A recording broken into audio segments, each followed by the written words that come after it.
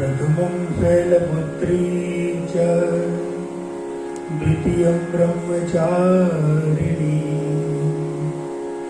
तृतीयं चन्द्रघण्टेति कुष्माण्डेति चतुर्थकं पञ्चमं स्कन्दमातेति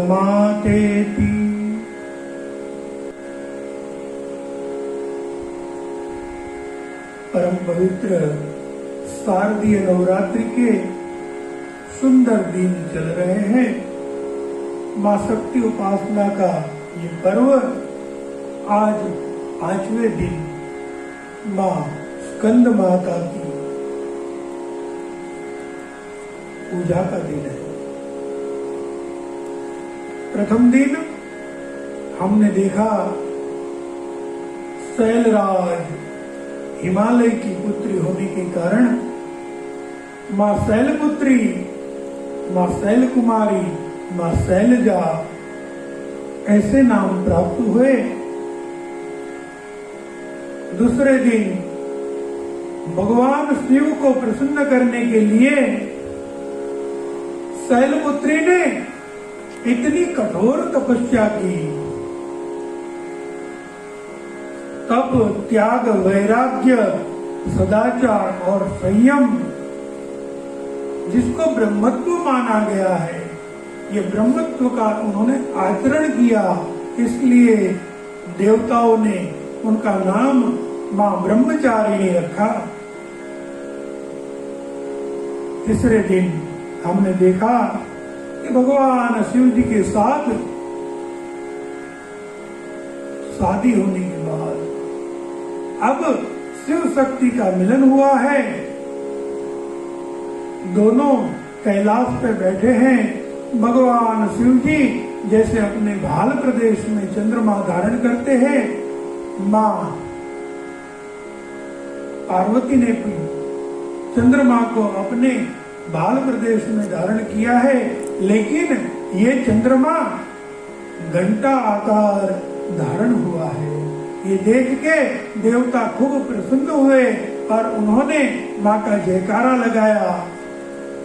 बोल श्री चंद्र घंटेति मात की। चंद्र घंटा मां ऐसा नाम प्राप्त हुआ। चतुर्थ दिन हमने देखा कि भगवान शिव की प्राप्ति होने के बाद मां आदिशक्ति जब उन्होंने देखा कि ये सृष्टि में कुछ नहीं है, सिर्फ घोर अंधकार है, तो उन्होंने एक हंसी की झलक दिखाई और हंसते हंसते अंड का निर्माण कर दिया, जिसमें से सारा ब्रह्मांड विद्यमान हुआ। भगवान ब्रह्मा, विष्णु, महेश तीनों को उन्होंने अपनी शक्ति प्रदान की। भगवान शिव जी ने जब आदिशक्ति का वर्ण किया तो वर्ण करते ही भगवान शिव जी का तीसरा नेत्र खुल गया और तीसरे नेत्र में से जो आदिशक्ति की कृति थी वो जलकर भस्मीभूत हो गई। उसमें से भस्म के 3 ढेर लग गए, जिसमें से 3 देवियां प्रकट हुई और तीनों देवियां तीनों देवताओं के साथ वर्णित हुई। ऐसा माना जाता है कि जब ये 3 देवियां प्रकट हुई तो वहां और भी भस्म बची थी। इसी भस्म में से ब्रह्मा जी ने सारी स्त्री जातियों की उत्पत्ति की है। अर्थात हिंदू सनातन धर्म के मतानुसार तमाम स्त्री इसमें मां शक्ति का अंश विद्यमान है। स्त्री शक्ति है और इसीलिए शक्ति को हमेशा नियोजित रखना चाहिए। शक्ति का संवर्धन होना चाहिए, शक्ति का स्थापन होना चाहिए। यदि शक्ति का सही तरह से संचालन न कर सके तो यही शक्ति विनाशकारी हो जाती है, और शक्ति का सही रूप से संचालन किया जाए तो यही शक्ति सर्जन शक्ति बन सकती है। माचिस की एक तीली जलाने से अग्नि शक्ति पैदा होती है। अगर सही हाथों में है तो यही शक्ति हमें दिया प्रज्वलित कर देगी, प्रकाश देगी। यही शक्ति हमारे आहार गृह में जाएगी तो भोजन तैयार कर देगी। यही शक्ति अगर ब्राह्मण के हाथ में जाएगी तो यज्ञ याग आदि करके वातावरण को शुद्ध करेगी। लेकिन यही शक्ति किसी गलत आदमी के हाथ में पड़ गई तो ये पूरा का पूरा गांव भी जला सकती है, अरे पूरा जंगल भी जला सकती है, पूरी सृष्टि जला सकती है, सर्वनाश कर सकती है। इसलिए शक्ति का सही अर्थ में संचालन जरूरी है। नवरात्र के ये दिन हमें यही समझाते हैं, और इसमें भी आज स्कंद माता की कथा अद्भुत कथा है। एक स्त्री, एक शक्ति अगर धारे तो पूरा विश्व का कल्याण कर सकती है। हमारी हर एक माता को अपने अंदर की शक्ति को पहचानने की आवश्यकता है। ये कथा हमें ये बताया। मां स्कंद माता का मंत्र बहुत सुंदर है। सिंहासनगता नित्यम् पद्माश्रित करद्वया शुभद्वास्तु सदा देवी स्कंदमाता पश्यन्ति। मां स्कंद माता सिंह का वाहन पसंद करती है, सिंह पे विराजती है, लेकिन अपने 4 भुजा में से 2 हाथ में सदैव कमल धारण किए है। दाएं हाथ में ऊपर का जो हाथ है दाएं साइड का, उससे अपनी गोदी में 6 मुख वाले षडानन भगवान स्कंद को पकड़े हुए हैं। बाएं हाथ ऊपर वाला हाथ आशीर्वाद देती, वरदान देने की मुद्रा में। जब देवताओं ने भगवान शिव और पार्वती को कहा, प्रभु तारकासुर से जीतने के लिए हमें सेनापति चाहिए, क्योंकि तारकासुर ने मांगा था शिव पार्वती का संतान ही मुझे मार सकता है। भगवान शिव पार्वती ने उनको आशीर्वाद दिया था, और शिव पार्वती से भगवान षडानन कुमार कार्तिकेय स्कंद भगवान का प्रागट्य हुआ था। और भगवान स्कंद की माता होने के कारण देवताओं इनको स्कंद माता के नाम से पहचानते हैं। भगवान स्कंद जिसके 6 मस्तक है और देव सेना के प्रधान सेनापति है, इनके द्वारा तारकासुर का वध हुआ था। मां स्कंद माता शुभ्र वर्ण की है। कमल पे बैठना इनको बड़ा अच्छा लगता है, इसलिए इनको पद्मासनी के नाम से भी जाना जाता है।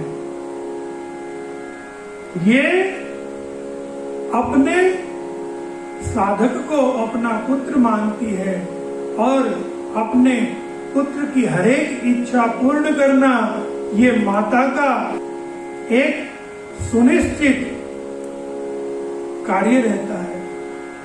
तो मां स्कंद माता की विधि विधान से आराधना करने से साधक की हरेक मनोकामना अवश्य पूर्ण होती है। ये आदि शक्ति है, सूर्यलोक में इनका वास है और इसलिए ये इतनी देदीप्यमान है। इन्हीं के तेज से दशे दिशाएं और सारे जीव जंतु वस्तु मनुष्य इत्यादि सब प्रकाशमान है। तो जब कोई साधक सच्चे दिल से इनकी साधना करता है, इनकी आराधना करता है, तो माता रानी अपने साधक को अलौकिक तेज प्रदान करती है और साधक की आभा कांतिमय हो जाती है। इनकी आराधना करने से मूढ़ व्यक्ति भी बुद्धिमान बन जाता है। हमारे यहाँ ऐसी कथा है कि महाकवि कालिदास अपने पूर्व जीवन में अतिशय मूर्ख थे। एक बार जिस पेड़ की डाली पे बैठ रहे थे उसी को जड़ से काट रहे थे। ये देख उस नगर के मंत्री ने उनको अपने साथ में ले लिया। उस नगर की राजकुमारी बहुत बुद्धिशाली थी, बहुत सौंदर्यवती थी। मंत्री अपनी बेटे की शादी राजकुमारी के साथ करना चाहता था, लेकिन राजकुमारी ने उसके बेटे को पसंद नहीं किया था और इसी से मंत्री ने दिल में सोचा कि अरे इसको अगर कोई मूर्ख के साथ इसमें शादी हो जाए। तभी कालिदास को देखा, सोचा अगर ऐसे महामूर्ख के साथ राजकुमारी की शादी हो जाए तभी उसको पता चलेगा। कालिदास को तैयार करके श्रृंगारित करके राजकुमार की तरह पेश किया गया और षड्यंत्र करके कालिदास की शादी राजकुमारी के साथ हो गई। लेकिन राजकुमारी बुद्धिमान थी। पहली ही रात्रि उसको पता चल गया धोखा हुआ है। लेकिन जो बुद्धिमान सच्चे भक्त वो कभी डरते नहीं है, वो फरियाद नहीं करते हैं, क्योंकि जो होना था हो गया, अब रोने से क्या। यदि फरियाद किया आपने तो याद रखना कि ये दुनिया में तुम्हारे आंसू पोंछने वाला मिल जाए तो नसीब की बात समझ लेना। लोग आजकल तो ये स्वाभाविक देखा जाता है कि अगर रास्ते पे कोई मर रहा है तो अपने अपने मोबाइल फोन उठाकर उसका वीडियो करके फॉरवर्ड कर देंगे, लेकिन अस्पताल ले जाने वाला वो हजारों में से शायद कोई एकाध निकले, तो भी अच्छी बात है। तो ये राजकुमारी ने कालिदास को कहा, है पतिराज, आप मेरे स्वामी हैं, लेकिन आपको सही मायने में अगर मेरा स्वामी बनना है तो आपको एक अच्छी सी कविता मेरे लिए लिख के लानी है। कालिदास बोला, भाई मुझे तो ऐसा कुछ आता नहीं है, कैसे मैं करूं। राजकुमारी ने उनका मार्गदर्शन किया और कालिदास ने मां स्कंद माता की दिव्य आराधना की और उनके आशीर्वाद से मूर्ख कालिदास महा बुद्धिमान कवि कालिदास बन गए। आज का दिन हमें यही दिखलाता है। भारतवर्ष की हरेक माँ बेटी बहन सबको ये समझ लेना चाहिए कि वो सब एक शक्ति का अंश लेके पैदा हुई है। वो खुद एक शक्ति है। शक्ति का सही उपयोग होना चाहिए।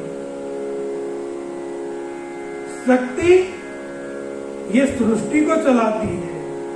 शक्ति ये सृष्टि का सर्जन करती है।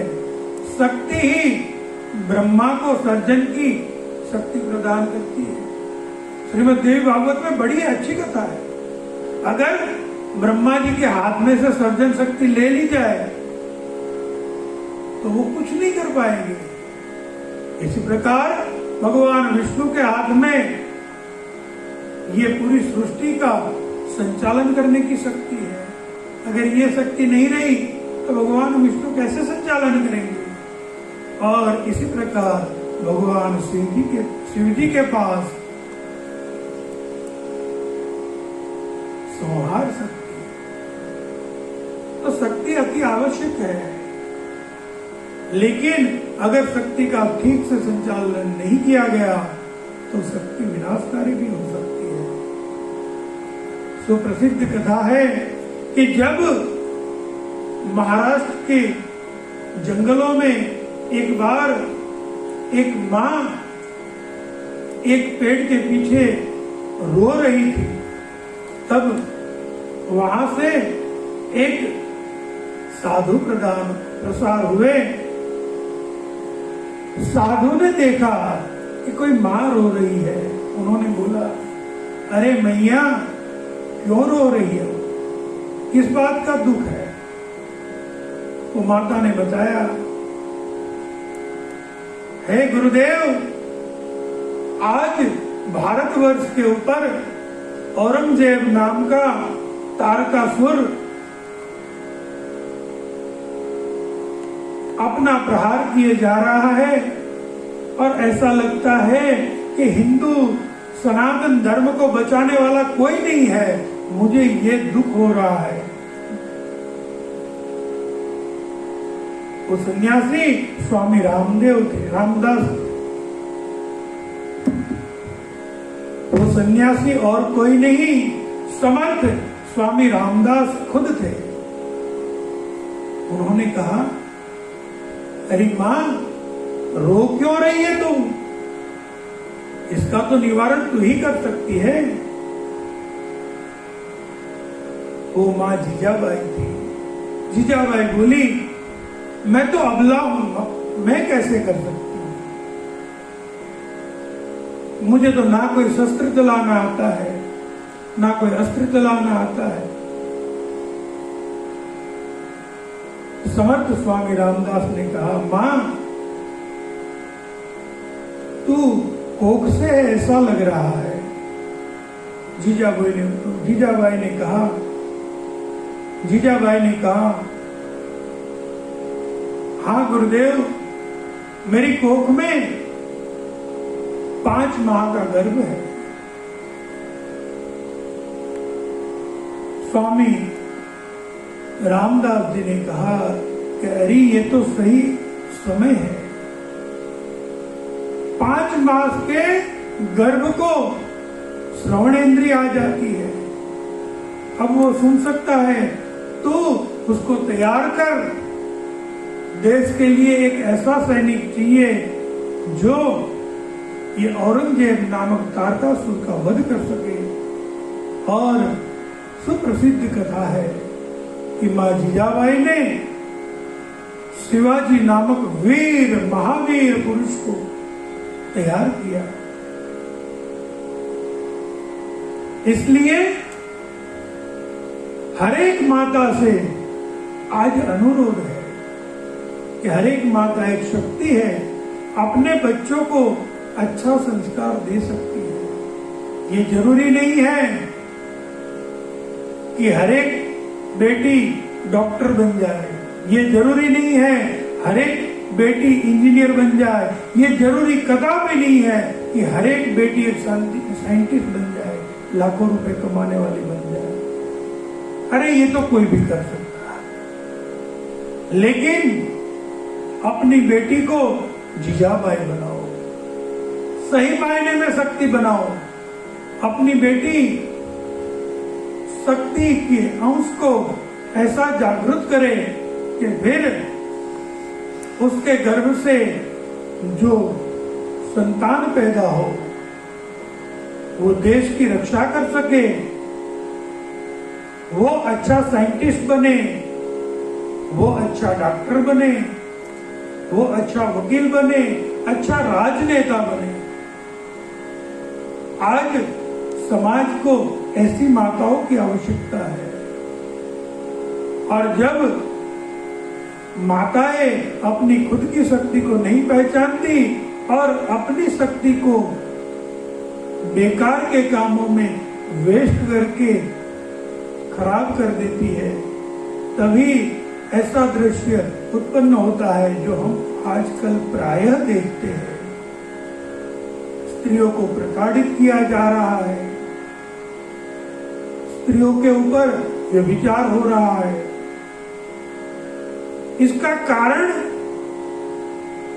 इसका कारण भी स्त्री ही है, क्योंकि जो अत्याचार कर रहा है वो भी किसी न किसी माँ का ही बेटा है। यदि हर एक माँ ये तय कर ले कि हमारे बच्चे को हम सही संस्कार देंगे, तो शक्ति की पूजा हमारे हिंदू सनातन धर्म में सदियों से होती आ रही है और होती रहेगी। तो आज के दिन माँ स्कंद माता को हम ये प्रार्थना करते हैं कि हे माँ, या देवी सर्वभूतेषु स्कंद माते नमस्तस्ते नमस्तस्ते नमस्तस्ते नमो नमः। हरेक माताओं, बहनों, कुमारिकाओं, सब में शक्ति का अंश प्रज्वलित हो जाए और फिर से हमारे हिंदू सनातन धर्म के भारतवर्ष का सुवर्ण युग हम देख पाए। बस इसी प्रार्थना के साथ आज की सभा को यहाँ विराम करते हैं। कल फिर से माँ कात्यायनी का दर्शन करने के लिए मिलेंगे। नौ दुर्गा के चरित्र के बाद ये नौ दुर्गा की विशेषताओं का भी हम वीडियो बनाने जा रहे हैं। आपको हमारी ये वीडियो कैसी लग रही है? अगर इसमें कुछ सुधार की आवश्यकता है तो जरूर आप हमें कमेंट में लिखें, हम कोशिश करेंगे। अगर आपको वीडियो पसंद आती है तो जय माता दी लिख दीजिए ताकि हमें पता चले।